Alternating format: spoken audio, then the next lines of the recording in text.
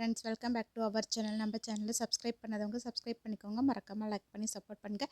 இன்றைக்கான எபிசோடில் என்ன நடக்குது பார்த்தீங்கன்னா, ரேவதி சாமிக்கிட்ட வேண்டிப்பாங்க, எப்படியாச்சும் கடவுளே என்னோட மகேஷை திருப்பி கொண்டு வந்துருங்க, டிரைவர் எப்படியாச்சும் மகேஷை கூட்டிகிட்டு வந்து என்கிட்ட சேர்த்து வச்சிடணும் அப்படின்னு வந்து வேண்டிகிட்டு இருப்பாங்க. கார்த்திக் பார்த்தீங்கன்னா மகேஷோட ஃபோட்டோவை காட்டி எல்லார்கிட்டையும் விசாரிச்சுட்டு இருப்பாங்க. யாருமே தெரியாதுன்னு சொல்லிட்டு இருப்பாங்க. இங்கே ரேவதி வந்து கஷ்டப்படுறத பார்த்த ரோகிணி வந்து, கவலைப்படாத, கண்டிப்பாக டிரைவர் எப்படியாச்சும் மகேஷை கூட்டிகிட்டு வந்துடுவார் அப்படின்வாங்க. இங்கே துர்காவும் வந்து ரேவதி கிட்ட சொல்லிட்டு இருப்பாங்க, எப்படியாச்சும் ஃபைட்டரும் மகேஷை கூட்டிகிட்டு வந்துடுவாங்க அப்படின்வாங்க. அப்போ ஸ்வாதியும் வந்து, உன்னோட நல்ல மனசுக்கு எல்லாமே நல்லதாகவே நடக்கும் அப்படின்னு வந்து ஆறுதல் படுத்திட்டு இருப்பாங்க. எங்கள் பாட்டி வந்து முருகர்கிட்ட, ஒருவேளை கார்த்திக் அந்த மகேஷை கூட்டிகிட்டு வந்தால் என்ன நடக்கும் முருகா அப்படின்னு வந்து கேட்பாங்க.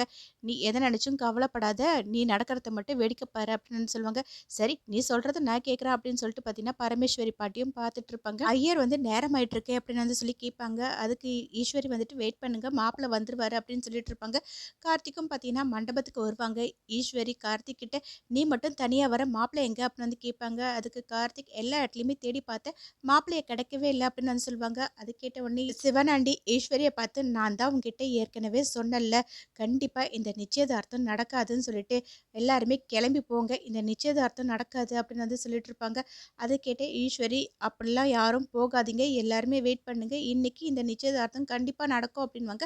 அதை கேட்ட எல்லாருமே ஒன்றுமே புரியாமல் பார்த்துட்டு இருப்பாங்க. பாட்டியும் வந்து முருகர்கிட்ட, என்ன இவ பேசுகிறா அப்படின்னு சொல்லி கேட்பாங்க. நான் தான் உன்னை பாருன்னு சொல்கிறல, எல்லாத்துலேயுமே ஒரு ட்விஸ்ட் இருக்குது அப்படின்னு வந்து சொல்லுவாங்க. பாட்டியும் பார்த்துட்டு இருப்பாங்க. இங்கே எல்லாருமே வந்துட்டு, என்ன மாப்பிள்ளை இல்லைன்னு சொல்லிட்டாங்க, அப்புறம் எப்படி நிச்சயதார்த்தம் நடக்கும் அப்படின்னு வந்து ஈஸ்வரி கிட்ட கேட்பாங்க. அதுக்கு ஈஸ்வரி, மாப்பிள்ளை இங்கே தான் இருக்காரு அப்படின்வாங்க.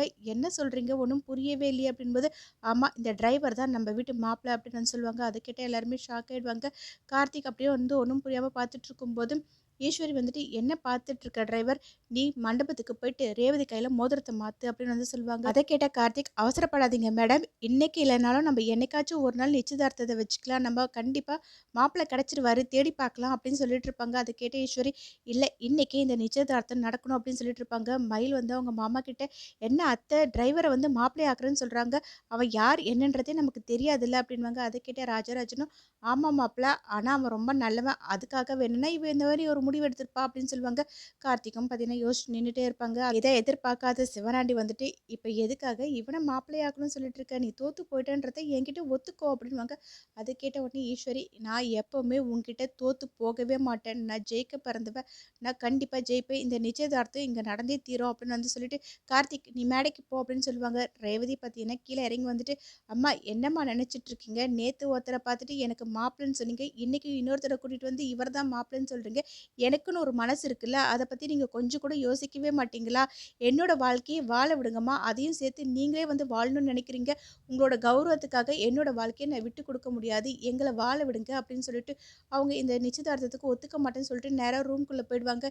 இங்கே ஈஸ்வரி வந்துட்டு என்ன பண்ணுறதுன்னு தெரியாமல் யோசிச்சுட்டு இருப்பாங்க. அப்போ சிவனாண்டி வந்துட்டு, நான் தான் சொன்னேன்ல இந்த நிச்சயதார்த்தம் நடக்காதுன்னு, நான் இந்த இடத்துலையே உட்காந்துக்கிட்டு நிச்சயத்தை நடக்க விடாமல் பண்ணிட்டேன் பார்த்தியா, நீ ஒத்துக்கோ, நீ தோற்று போயிட்டேன்றதை என்கிட்ட ஒத்துக்கோ அப்படின்னு சொல்லுவாங்க. அதை கேட்டு ஈஸ்வரி வந்துட்டு, நான் எப்போவுமே தோற்று போகவே மாட்டேன், நீ எல்லாம் ஒரு ஆளுன்னு உன்கிட்ட நான் தோற்று போயிட்டேன்னு வந்து ஒத்துப்பண்ணா, அதெல்லாம் நடக்கவே நடக்காது, இந்த நிச்சயதார்த்தம் இப்போவே நடக்கும் அப்படின்னு சொல்லுவாங்க. அதை கேட்ட உடனே ரோகிணி வந்துட்டு, அம்மா நம்ம இன்னொரு நாள் நிச்சயதார்த்தத்தை வச்சுக்கலாம்ல அப்படின்னு வந்து கேட்பாங்க. அதுக்கு ஈஸ்வரி, இல்லை இன்னைக்கு இந்த நிச்சயதார்த்தம் நடக்கணும், நான் யார்கிட்டேயும் தோற்று போக மாட்டேன், என்னோட கௌரவத்தை நான் யாருக்காகவும் விட்டு கொடுக்கவும் மாட்டேன் அப்படின்னு வந்து சொல்லிட்டு இருப்பாங்க. உடனே ரோகிணியும் ஸ்வாதியும் கூப்பிட்டுட்டு, நீ போயிட்டு ரேவதியை சமாதானப்படுத்தி கூட்டிட்டு வா அப்படின்னு சொல்லுவாங்க. எங்கள் பாட்டி வந்து முருகர்கிட்ட, என்ன முருகா, நீ இவ்வளோ நேரம் வெயிட் பண்ண சொன்னது இதுதானா, இந்த ட்விஸ்ட்டுக்காக தானே அப்படின்னு வந்து சொல்லி கேட்டுட்டு, இவளுக்கு என்னதான் பிரச்சனை, ஏன் தான் இவனை வேணான்னு சொல்லிட்டு இருக்கா, என் கார்த்தி மாதிரி ஒரு மாப்பிள்ளை கிடைக்கிறதுக்கு அவள் கொடுத்து வச்சுக்கணும், அதை புரிஞ்சுக்காம அவள் பாட்டுன்னு வேண்டாம்னு சொல்லிட்டு கோச்சிட்டு போயிட்டாளே அப்படின்வாங்க.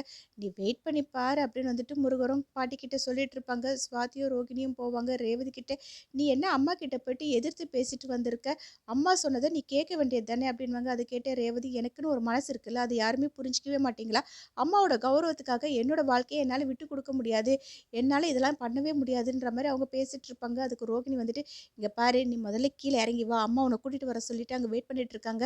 முதல்ல போய் அம்மா கிட்டே நம்ம பேசுவோம், அதுக்கப்புறம் எந்த முடிவு வேணுனாலும் எடுத்துக்கலாம் அப்படின்னு சொல்லிட்டு இருப்பாங்க. சிவனாண்டி சாமுண்டீஸ்வரியை பார்த்துட்டு என்கிட்ட ஒத்துக்கிட்டு நீ பாட்டுன்னு போயிட்டே இரு, இந்த நிச்சயதார்த்தம்லாம் இப்போல்லாம் ஒன்றும் நடக்க வேண்டாம், நம்ம பொறுமையாகவே நடத்திக்கலான்ற மாதிரி அவரும் பேசுவாங்க.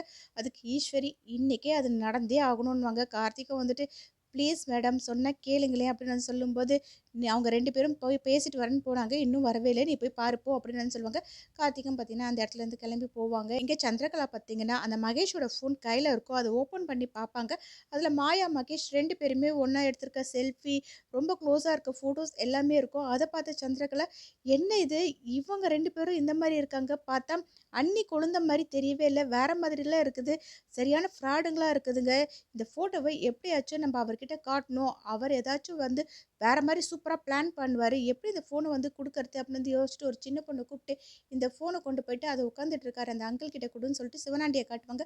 அந்த குழந்தையும் பார்த்தீங்கன்னா சிவனாண்டி கிட்ட கொண்டு போயிட்டு ஃபோனை கொடுப்பாங்க. அவர் என்னன்னு வந்துட்டு சந்திரா கிட்ட கேட்கும்போது ஃபோனை பாருங்க அப்படின்னு வந்து சொல்லுவாங்க. பார்த்தீங்கன்னா ஃபோனை சிவனாண்டியை ஓப்பன் பண்ணி பார்ப்பாங்க. அது 2 பேருமே க்ளோஸாக இருக்க ஃபோட்டோ பார்த்து அப்படியே ஷாக் ஆகிடுவாங்க. எப்படி இந்த எபிசோட் எண்ட் ஆகும், நெக்ஸ்ட் எபிசோடில் என்ன நடக்கு தெரிஞ்சுக்க நம்ம சேனல் லைக் பண்ணுங்கள், ஷேர் பண்ணுங்கள், மறக்காமல் சப்ஸ்கிரைப் பண்ணிக்கோங்க. தேங்க்யூ.